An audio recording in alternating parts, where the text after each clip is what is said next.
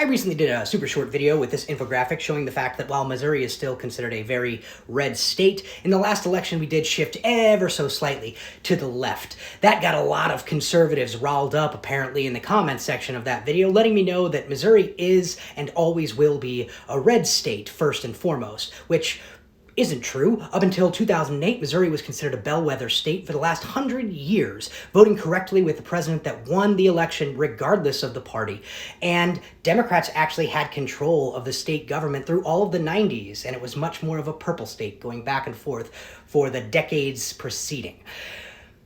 They also made sure to mention that everything has been hunky-dory and wonderful since the Republicans have taken control over the last 20 years. So I thought, let's do something a little different. Welcome to my Pajama Party TED Talk. Now, if this goes well, I might do some other topics, but let's see what happens. Okay, so I'm getting tired of showing these statistics. These are sort of overall generally that over the last 20 years, Missouri has definitely underperformed in most of the categories that matter versus the rest of the country. But let's specifically talk about economics.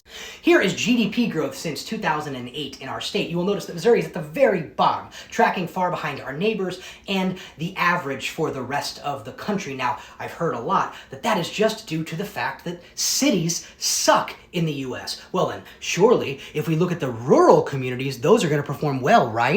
Here's the apples-to-apples comparison with the rest of the country average. You'll notice at the top, it's metropolitan areas, and then followed by rural areas. But down at the bottom, that's Missouri metropolitan areas and Missouri rural areas performing much more poorly than the rest of the country. So I guess that doesn't work. But that's GDP. What about personal income growth? Well, here's Missouri versus the United States. You'll notice that we're tracking 16% behind the country average. And if you look at the trend since 2011, so over the last 10 years, we continue to fall farther and farther behind the rest of the country. Here's more data showing us tracking behind the rest of the US and basically everything except for government assistance. Here's Missourians' wages remaining stagnant for the last 20 years. But here's your productivity increasing, so you're working harder and getting paid less. Oh, but don't worry, company CEOs are continuing to make more and more, while you pay more for your standard goods. But that's driven by government spending, right? Nah, it's driven by corporate profits, which is very different than any other period of inflation that we've had across our country. You'll notice current is in the red and historical is in the blue. So corporate profits is the driver. But they'll say it was just as bad when Democrats were in charge. Actually, no. See, look, we kept with the U.S. while Democrats were in charge, then Republicans took over, and whoopsie noodles.